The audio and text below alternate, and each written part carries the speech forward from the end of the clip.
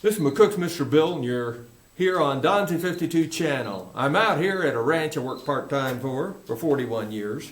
And with that in mind, it's the end of the day, so I got a little time, and you're here for a story.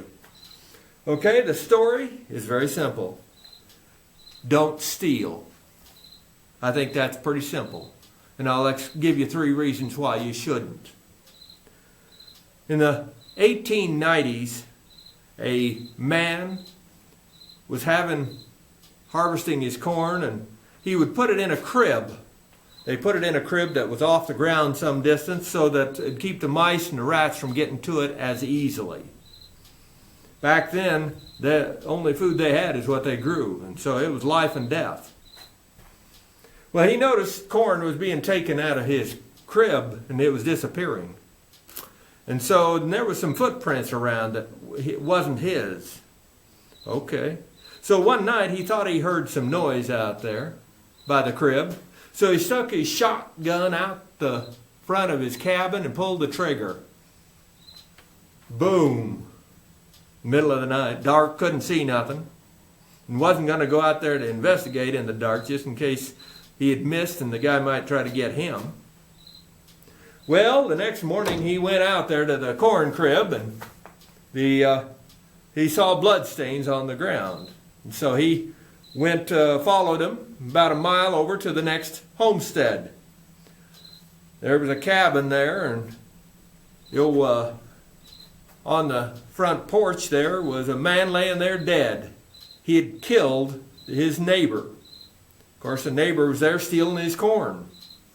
Around the neighbor was 6 little kids, 3 girls, 3 boys, little bitty tykes, just stair-stepped.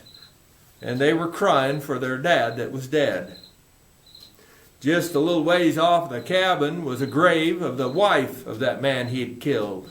She had died the year before from some disease. There wasn't much medical help back then.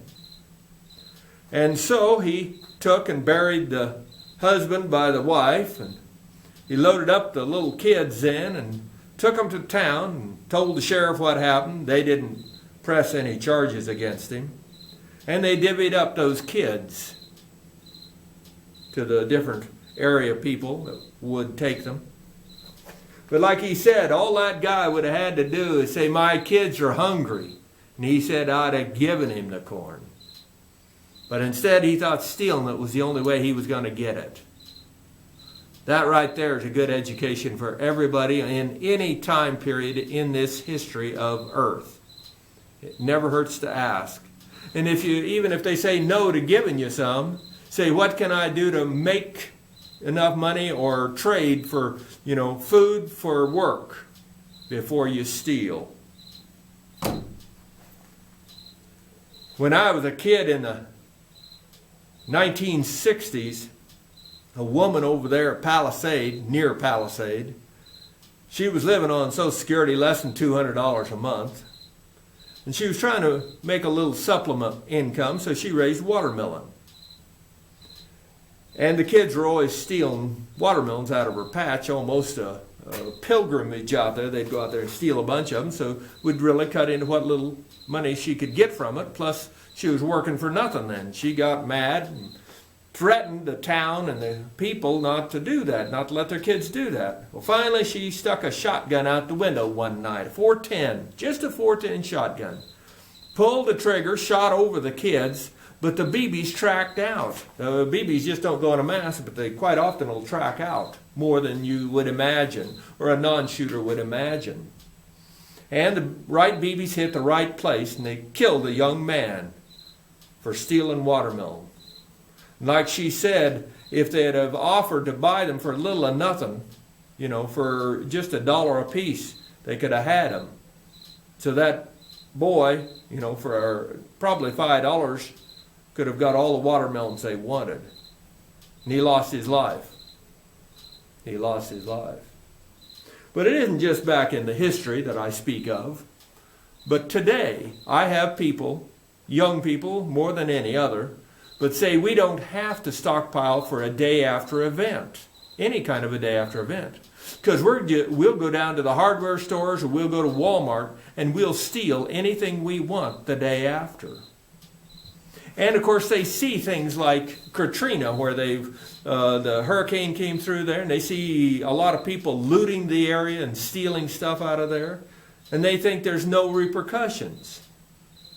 But after Katrina, I've had a number of people in some high places in corporations tell me that those corporations don't like that.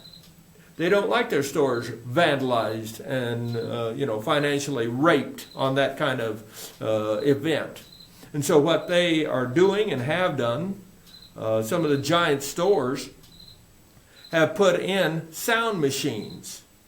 Now, just as you have a car, if you touch a car, some of these modern new cars, they'll beep. They start a siren type of beep, and get the alert that somebody's messing with that car. But these stores, they have mega sound machines run by battery, so even if there's no power, they're going to work. And what they do is if you come within 300 feet, I said 300 feet, of their mega stores, those sirens will kick on at 300 decibels. A jet engine is 110 decibel. So you can imagine 300 is going to break your eardrums. That's what it's built and designed to do, break a human eardrum. So if you think that you can get there, you're going to find out that earmuffs mean nothing. You're going to leave that area without anything, and you'll be deaf for the rest of your life. I said deaf for the rest of your life. And I really don't think you want to go into any kind of major day after event, talking months, years, or for the rest of our lifetime, and you will be deaf trying to survive. You don't want that. So perhaps you should consider, instead of stealing, learning how to produce your own food, and starting today to do just ever so slightly collecting supplies that you may need on a day after event. And even if you don't need them, you can still use them, and you'll find uses throughout your life for them. Stealing is never a good idea. Never. Rate this film.